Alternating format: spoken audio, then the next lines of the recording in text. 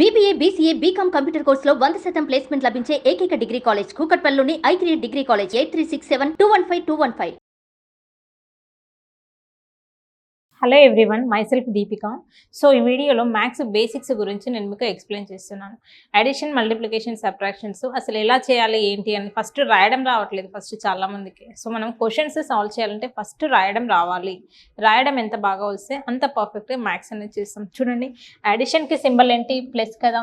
మల్టిప్లికేషన్కి ఏంటి? Into. సబ్ట్రాక్షన్కి minus, డివిజన్కి by కదా.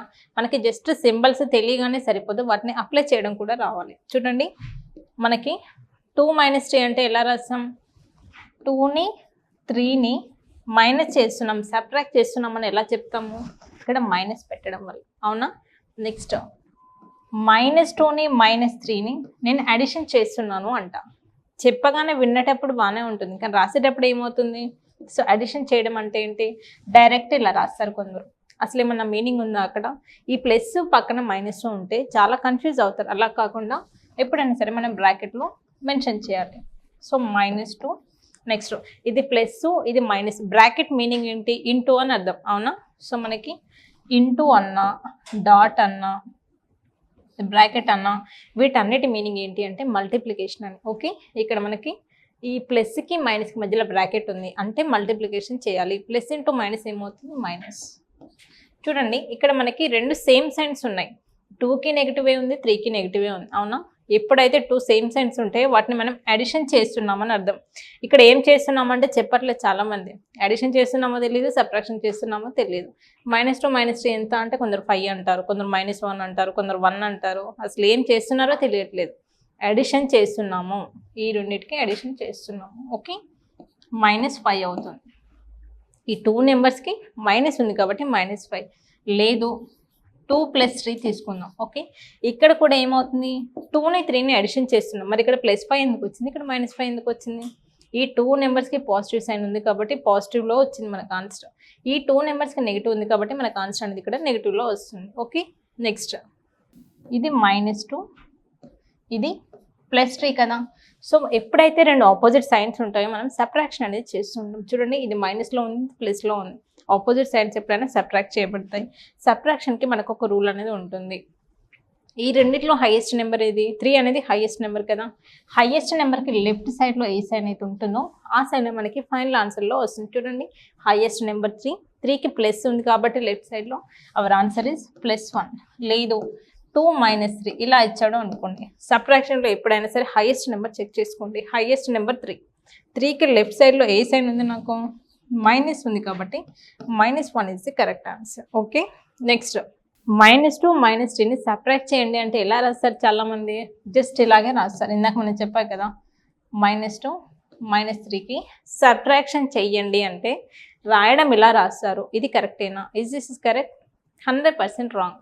చూడండి, -2 - 3 ఓకే, మరి మధ్యలో సింబల్ ఎక్కడ ఉంది? ఇక్కడ మనకి అక్కడ అడిషన్ కానీ మల్టిప్లికేషన్ కానివ్వండి, డివిజన్ కానివ్వండి, ఎలాంటి సింబల్ అనేది లేదు. కానీ అది చాలామంది అర్థం చేసుకోరు. జస్ట్ ఈ రెండింటికి -2 - 3 సబ్ట్రాక్షన్ చేయండి అంటే -2 - 3 అని ఇలా రాసేస్తారు. ఇలా రాస్తే ఏమవుతుంది? సేమ్ సైన్స్ ఉన్నాయి కాబట్టి ఈ 2 నెంబర్స్ అనేది ఇక్కడ అడిషన్ అవుతుంది. మ్యాథ్స్లో క్వశ్చన్ ఏం అడుగుతున్నారు, మనం ఎలా రాస్తున్నాం అనేది చాలా ఇంపార్టెంట్. ఓకే, ఇది -2 - 3కి సబ్ట్రాక్షన్ అడుగుతున్నారు కాబట్టి ఈ 2 నెంబర్స్కి మధ్యలో మైనస్ అనేది పెట్టాలి. ఓకే, -2. సో మనకి చెప్పాను, ఆల్రెడీ చెప్పాను, ఈ 2 సైన్స్కి మధ్యలో మనకు బ్రాకెట్ అనేది వచ్చింది. బ్రాకెట్ మీనింగ్ ఏంటి? మల్టిప్లికేషన్ అనేది. మైనస్ ఇంటూ మైనస్ ఏమవుతుంది? ప్లస్. సో +3. సో -2 + 3. చూడండి, ఇది ప్లస్, ఇది ప్లస్ ఉంది, మైనస్ ఉంది. సో 2 ఆపోజిట్ సైన్స్ ఉంటే ఏం చెప్పాను? సబ్ట్రాక్షన్ చేయమన్నాను. సో 3లోంచి -2 తీసేస్తే ఆన్సర్ ఎంత? 1. ఓకే, నెక్స్ట్ చాలామందికి డెసిమల్ వాల్యూస్ ఎలా యాడ్ చేయాలి, ఎలా మల్టిప్లై చేయాలో తెలియదు. చూడండి, అడిషన్ ఆఫ్ 2 డెసిమల్ నెంబర్స్, ఇది 0.1 ఉంది. ఓకే, 0.1 + 0.2. సో ఈ 2 నెంబర్స్ని యాడ్ చేయమంటే చాలా ఈజీగా చేస్తారు. ఫస్ట్ రాయడం రావాలి, రాయడం వస్తేనే మనకు ఆన్సర్ అనేది వస్తుంది. ఇది 0.1 కదా, సో 0.2. ఈ 2 నెంబర్స్ చాలా ఈజీగా ఉన్నాయి కాబట్టి అందరూ చేస్తారు. 2 + 1 ఎంత? 3. పాయింట్కి పాయింట్ వేస్తే 0కి 0. సో ఇలా కాకుండా క్వశ్చన్ ఒకవేళ 1.02 + 24.3 ఇలా ఇచ్చాడు. చూడండి ఇక్కడ మనకి డెసిమల్ అనేది ఎక్కడ ఉంది, లాస్ట్ నుంచి 2 డిజిట్స్ తర్వాత ఇక్కడ ఉంది డెసిమల్ పాయింట్ అనేది. ఇందులో ఏంటి, లాస్ట్ నుంచి సింగిల్ డిజిట్ తర్వాతే ఉంది పాయింట్. మరి ఇలాంటి నెంబర్స్ని ఫస్ట్ ఎలా రాయాలి, ఎలా రాయాలో తెలిస్తేనే కదా మనకు కరెక్ట్ ఆన్సర్ వచ్చేది. చూడండి 1.02. ఓకే, ఎప్పుడైనా సరే మనకి ఫ్రాక్షన్స్లో ఇచ్చినప్పుడు పాయింట్కి పాయింట్ అనేది ఎగ్జాక్ట్గా రావాలి. ఈ పాయింట్ అనేది సేమ్ ఒక స్ట్రైట్ లైన్ లాగా మనకి కనిపించాలి. ఓకే, ఇక్కడ 24 ఉంది కదా, లెఫ్ట్ సైడ్లో 24 రాయండి. పాయింట్ కింద పాయింట్ అనేది ఎగ్జాక్ట్గా ఉండాలి. నెక్స్ట్ 3 ఉంది కదా, ఈ 3 ఇక్కడ రాయండి.